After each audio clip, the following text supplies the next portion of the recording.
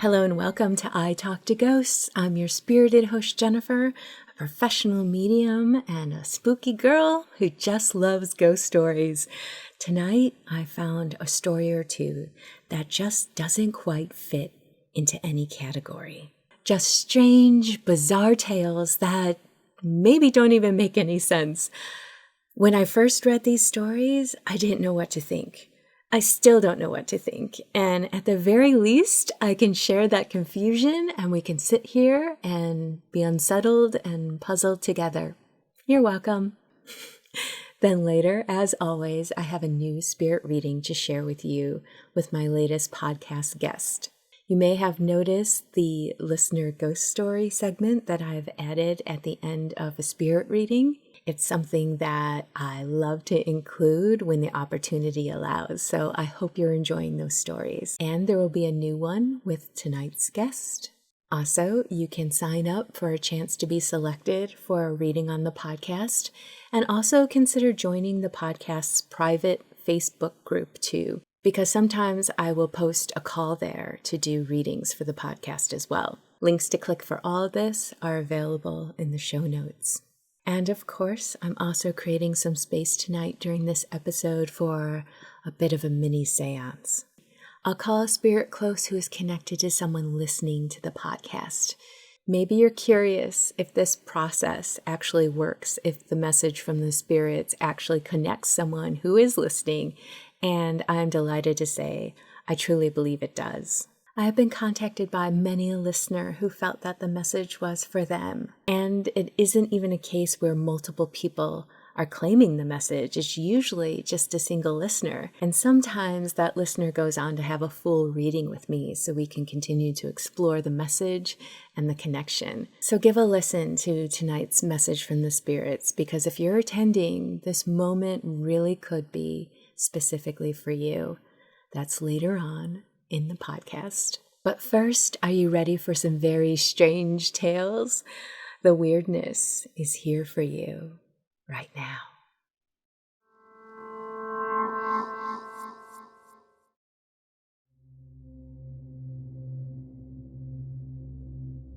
When I was little, about 4 years old, my aunt was getting married.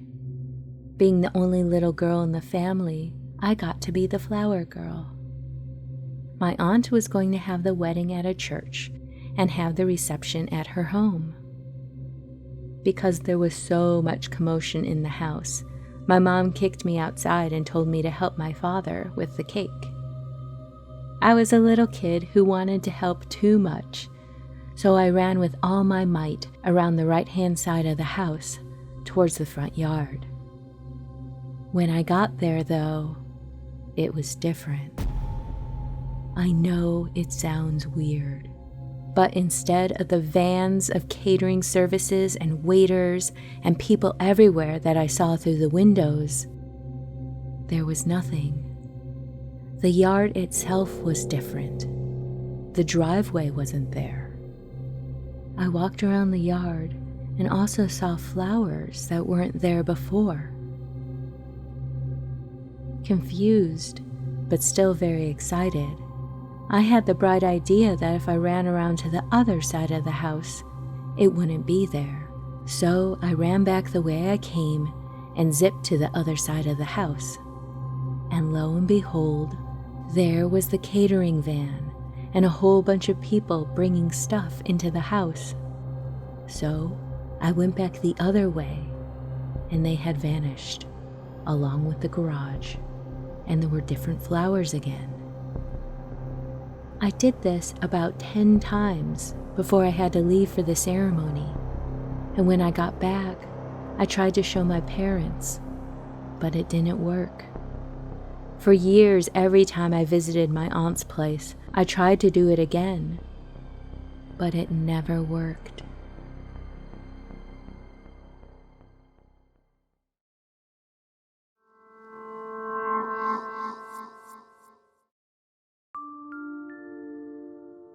When this all happened, I was in the U.S. Navy, and personally, I had just changed religions from Christianity to Wicca. I was at the park nearby the port with another serviceman, and we were talking and hanging out when this strange incident occurred.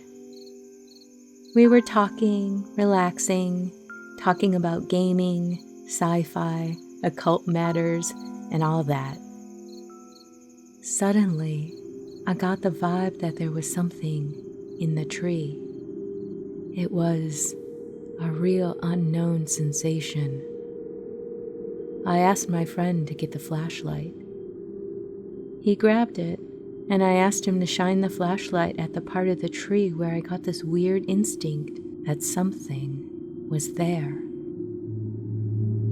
And as he did, we could see an image on the tree. It kind of looked like a face in the bark. It actually looked startled, as if we scared it by shining the light on it, because I don't think it expected us to know it was there. I think it had been watching us. I'm more sensitive to things like this, and when you open up your mind, you kind of become more open to occurrences. I don't believe in everything supernatural, but I've had some strange, unexplained coincidences happen in my life. We went back to that park later and shined the flashlight where I'd seen the face previously, and it just looked like normal tree bark. We didn't see that image ever again. When we saw it, the amazing thing was the face looked like yours or mine. A shocked human face in a tree.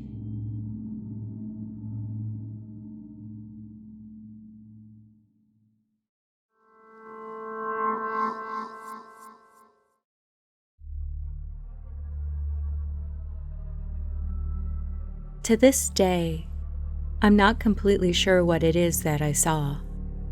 I know what it looked like, but I found that it's better, for me at least, to not believe that it really was what it looked like. This happened years ago. I don't really remember how old I was at the time, but I don't think I was more than 9 years old. I was spending the weekend with my grandparents. It was after dark. I was on the couch, turned around and sitting on my knees, looking out the large front window. I was waiting on Grandpa to get home from work. As I waited, a dense fog began to form outside. The fog began to grow thicker as time passed. Grandma was getting a bit worried. Several more minutes passed. I was kneeling on the couch, watching out the window. Then I saw what looked like 2 lights coming up the road towards the house. At first, I thought it was the headlights on Grandpa's car. Then I realized that the lights were not the right color. One light seemed to be a lemon yellow, while the other appeared pink.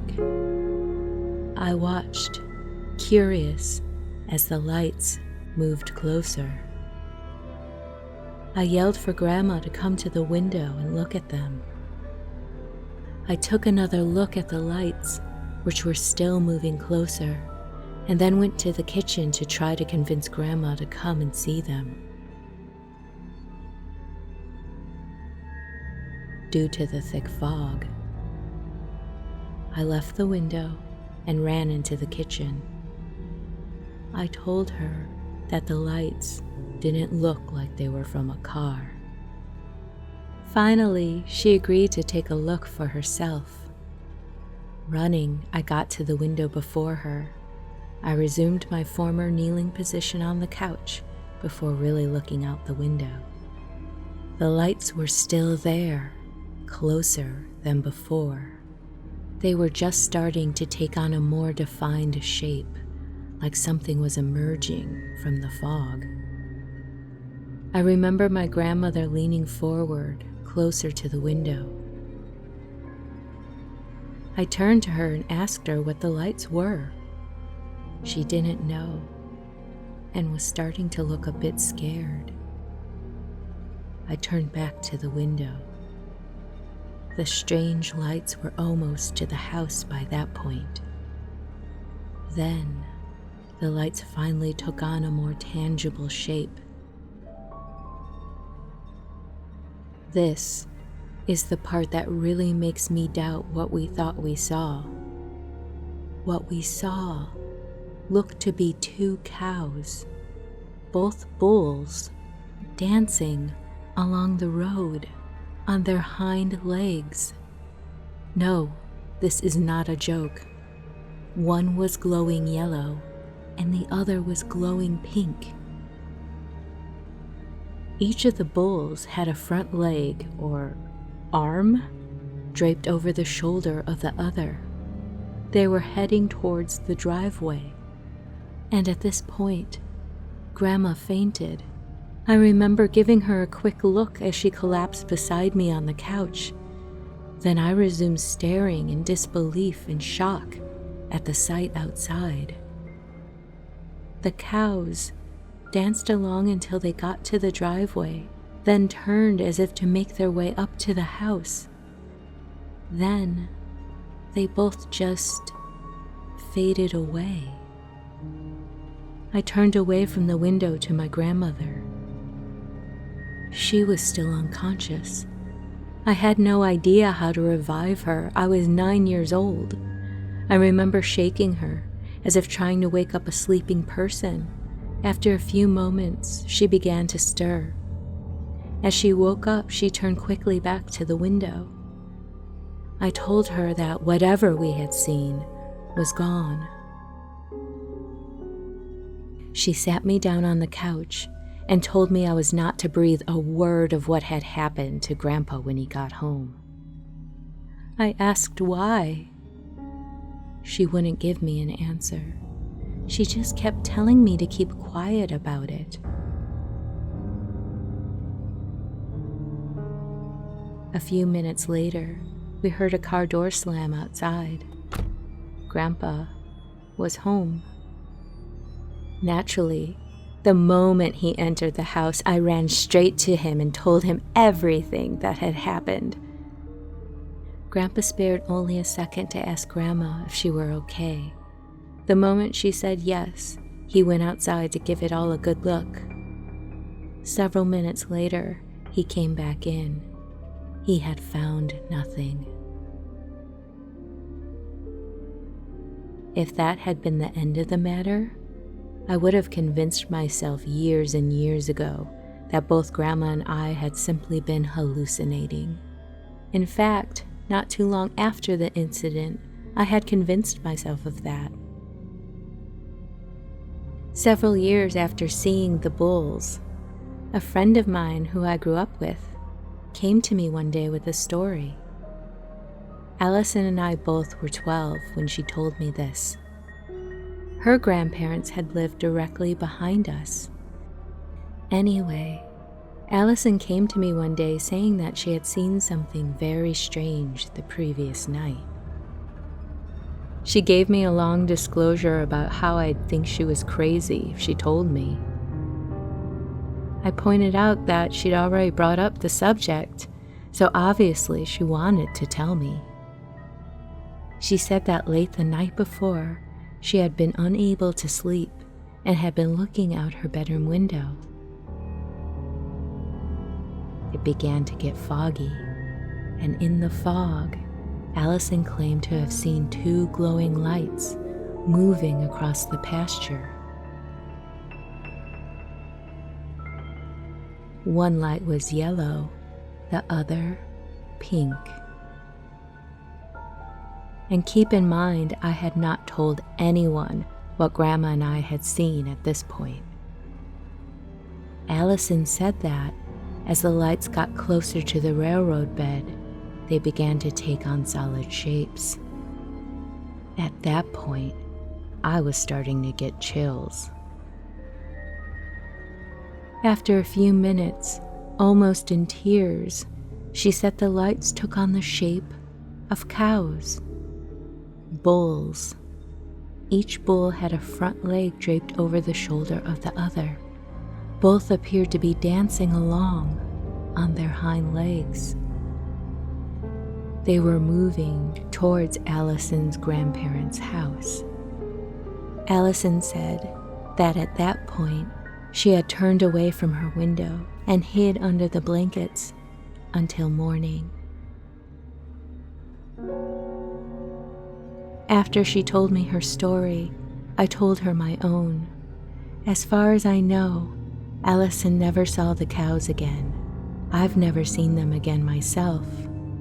If not for her story, I would have long since come to believe that what Grandma and I had seen had been some kind of hallucination brought on by the dense fog and car headlights or something like that.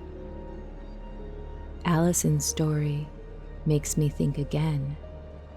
I don't know what we saw, but I do know we saw something. Does anyone have any ideas?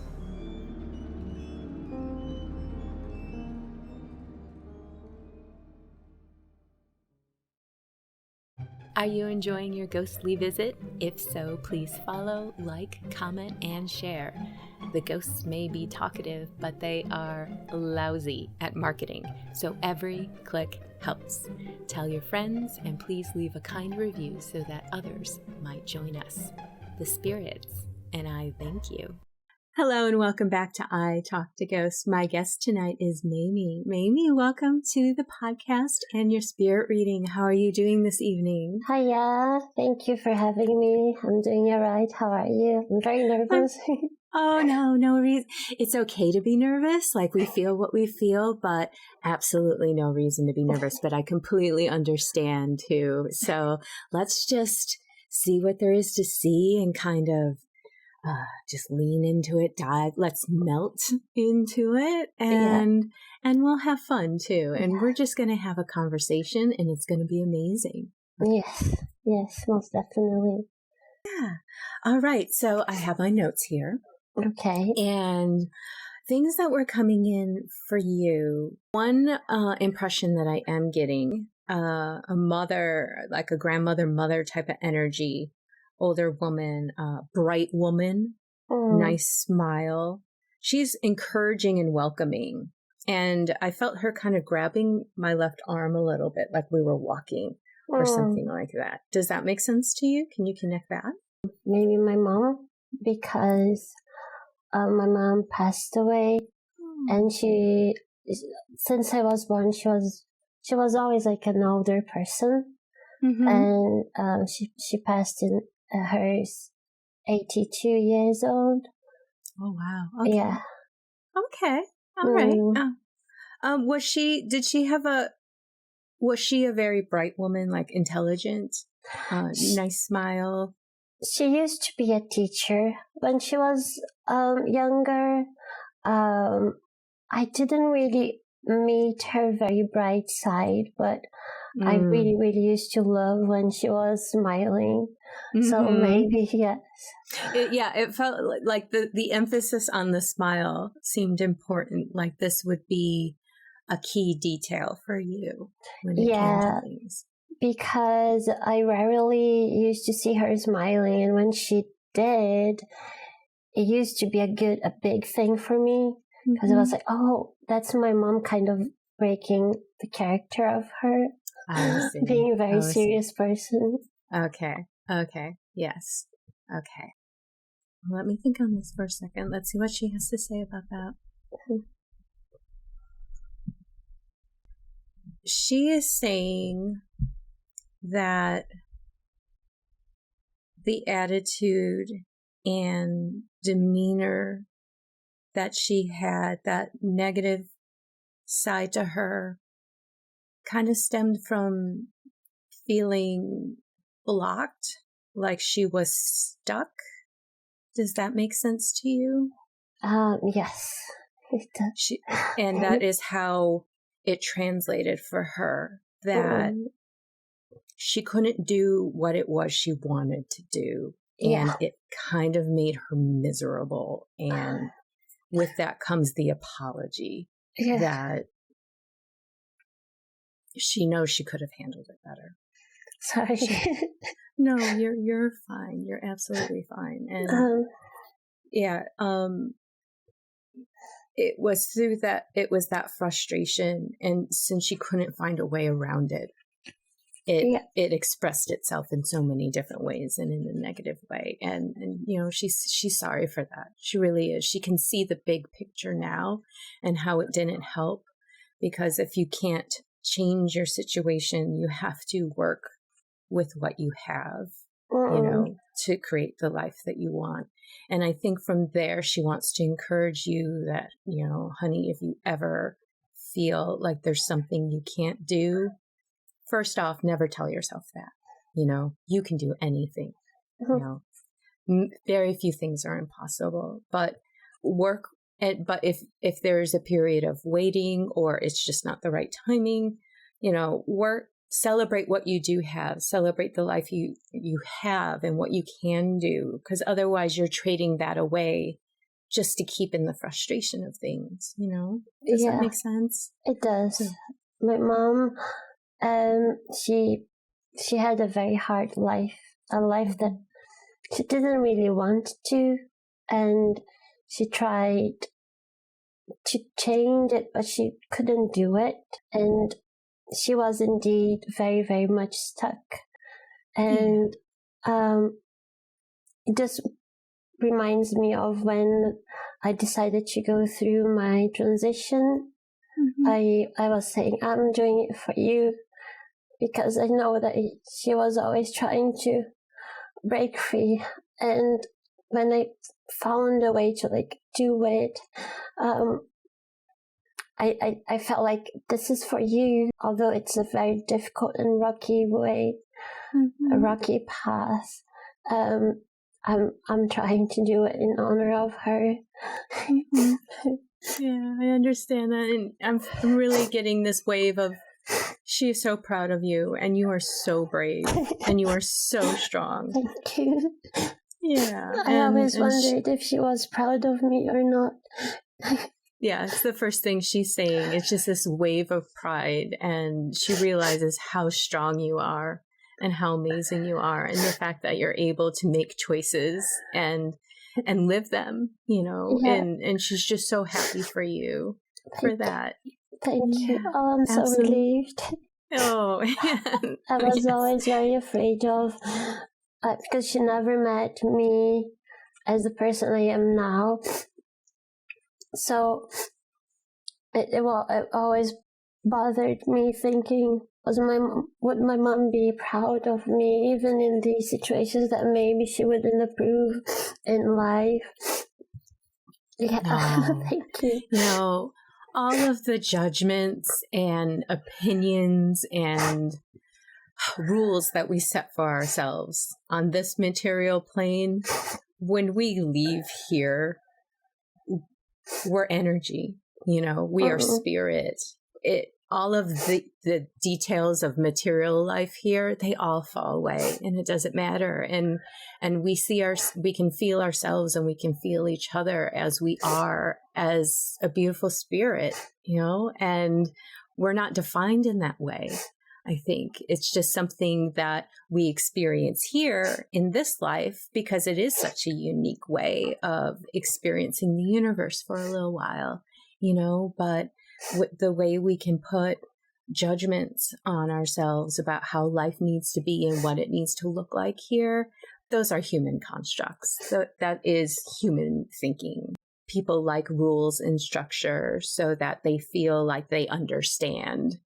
And sometimes those thoughts and ideas just kind of get in the way of, you know, but in truth, we should experience life as we want to, and shape our reality how we want it in all things, absolutely.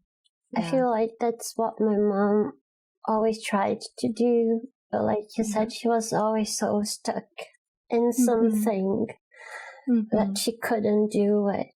And in between all the family circle that I left behind, I feel like I was the only person that was like I really need to look at myself this time, because no one ever looked at me, and no one looked at my mom, and I just did it. I left everything behind. I came to another country, and although I'm still struggling a whole lot, I decided this is going to be about me now, because I feel like I have not only my life, but also something from my mom to honor. Absolutely. And other people are going to listen to this, and I can't help but be moved that your example is such an encouragement to so many people in different situations. And your mom is also lending the opinion that, the life you are nurturing for yourself, it's going to keep growing and blooming, and it's going to be amazing. Thank you. Absolutely. Like, she's showing me this like flowering garden that you're tending, and it's just going to keep growing and growing. It's funny because a lot of people always mentioned about my path as like, you are like a flower that you really need to bloom, and you're on your way. And yes. I am huge with flowers and everything related to nature. I'm really big on it. That was exactly the imagery that she was showing me. It's like you're tending a garden, and pay attention to how you nurture it and the sunlight you give it, and seeing it bloom and grow. So that's amazing that lines up for you. That's really touching. Thank you. I was going to ask you if you have some psychic gifts. I am a green witch. Wonderful. And I believe I feel very strongly what for me I call auras, and I can smell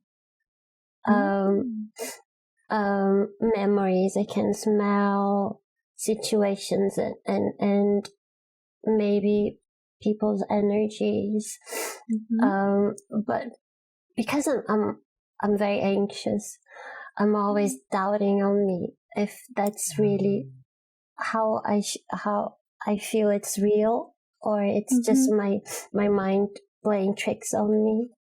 Think about it this way. You're a highly empathic person. It can cause a lot of anxiety. It really can.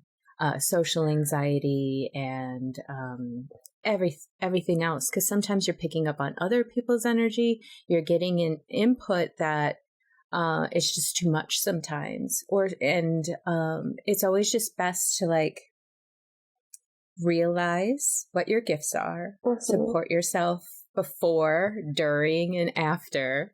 Like, this is how it's going to be. I know how it's going to be. While you're there, realize, it can run through you. It can just run through you, run over you. And then afterwards, it's like, okay, what do I need to do to cleanse and recenter and get back to where I need to be? That resonates a lot to me, because that's a huge battle that I'm always in. And my brain freaks out because of not only logical things, but also of the collection of traumas and things like this. So everything gets very balled up and very, very messy for me to separate between what is my spiritual side speaking to me and what is the other very messy human brain side just getting in the way. And the fact that you're a green witch and you can ground and connect, even thinking about nature and moss, it's just like, perfect.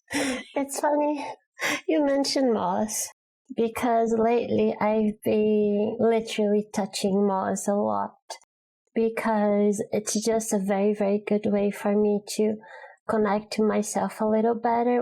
And moss is a thing that I've been trying to kind of cultivate. Sometimes I bring a little piece.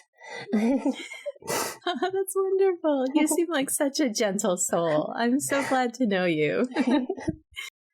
I wrote down a favorite spot in the country. Do you have a favorite spot that you like to go to outside? Yes, I do. There is. And I go there to sit down and do a bit of journaling and crocheting, or just, it's close to a little stream.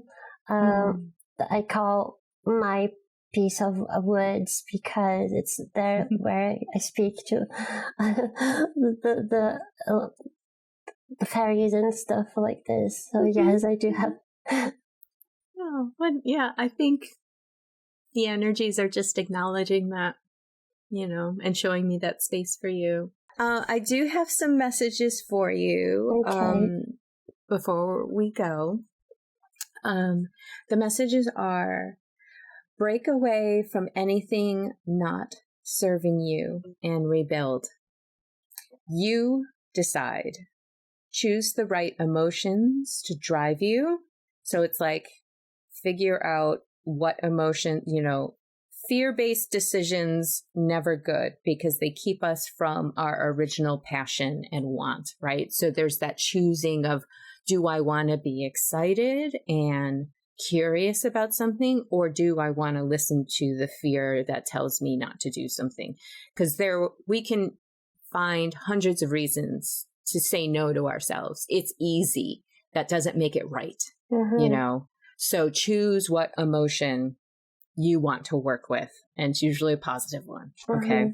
So they're talking about that, and emotions and imagination will create your life for you. Okay. And so there's just that encouragement. So is that something that you can connect with, that resonates for you? Very much.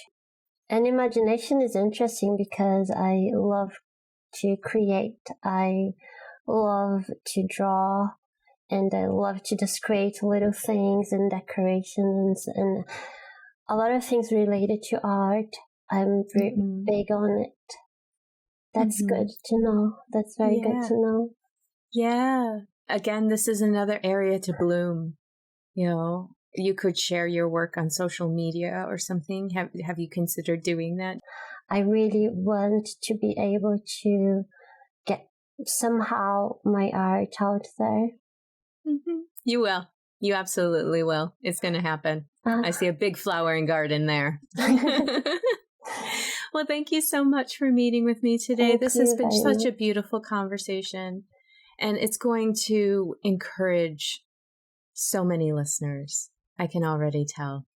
Thank you so much. Thank you. Thank you. So before we go, let me ask you, do you have a personal ghost story that you would like to share with me? Yes, I do. Wonderful. Let me hear it. Listener ghost story. So, many years ago, I used to have frequent sleep paralysis. And at a certain point, I started to have the exact same nightmare with sleep paralysis every day. And then this started in the nightmare. This man used to break out from my wardrobe, and he used to jump on me with a very horrible knife to attack me, and he used to say, "I am going to possess you." And this repeated for an entire week, and it was so scary because the knife was all dirty and old, and I couldn't see his face. But by the time he used to open my wardrobe door, I used to panic. And the last day that happened,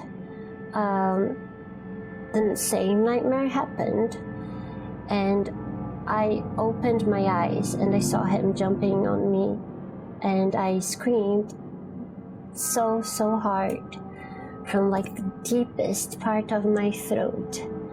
And I was in panic that night, but from that time I've never ever had any nightmare and sleep paralysis for at least 3 years after that situation. And it felt like that I was really worried about, because at the time I was like, oh my God, I got possessed. What's going to happen? I cried a lot, and I was really worried about, for another week, I was really worried, but I became kind of numb from that situation. And from the time on as well, I started to have control over my sleep paralysis as well. Wow. Yeah. It sounds like, I don't know if you do any chakra work at all, but the throat chakra has to do with like your receptiveness to the spirit world and your ability to communicate. And it sounds like you were able to like say no, and push it away from you. Yes. Energetically and everything. And that's amazing. Wow, that's fascinating. It felt like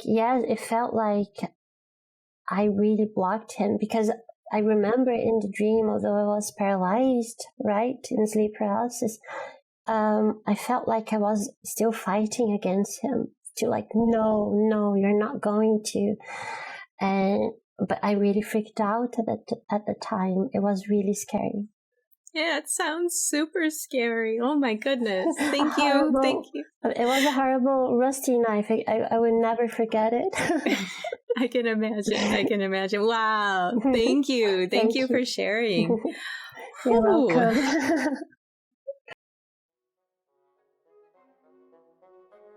Would you like a free spirit reading with me and record your reading for the podcast? Sign up for your chance to be selected by visiting italktoghosts.com/guest. And as an added bonus, if you don't want to leave your reading up to chance, I'll let you in on a secret. There's a discount offer to book a private session with me, so you can book a date and time for certain. Visit italktoghosts.com/guest for more details. I can't wait to meet you. Hello and welcome back to I Talk to Ghosts. Thank you for joining me around the seance table this evening. I have a message from the spirits for someone listening to the podcast. So again, thank you for being here. Tonight, I'm going to burn some herbal incense. I have with me some bone set, which is fantastic for supporting spirit communication, as well as lending in that warding and protective element and energy to it. I also have some sandalwood. Sandalwood is traditionally used during any kind of spirit work. It energetically lets spirits know that they're welcome and that they may come close and speak to us. I love to light the incense and envision the smoke rising up as a bit of a beacon and filling the space with these elements.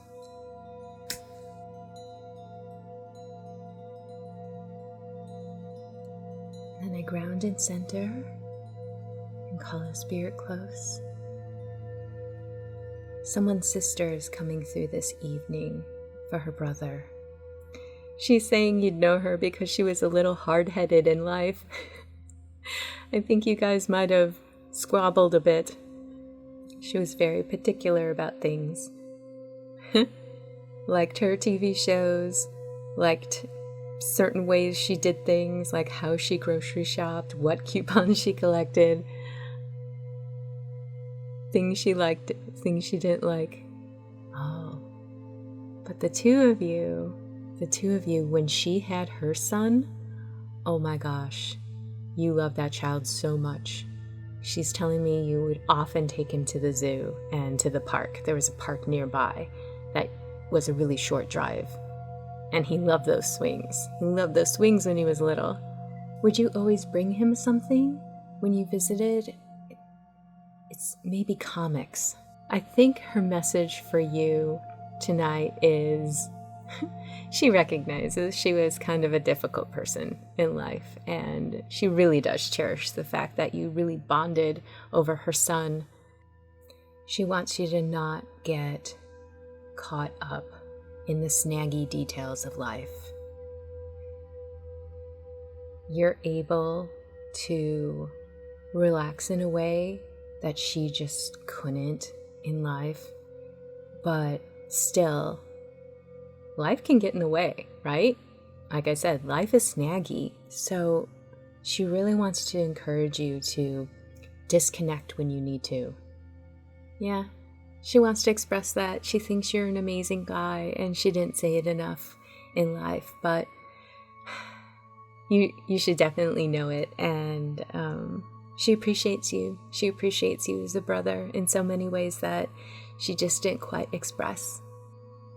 Yeah, I think I'm going to leave it at that. If these messages connect for you, please reach out because I would love to know. Thank you.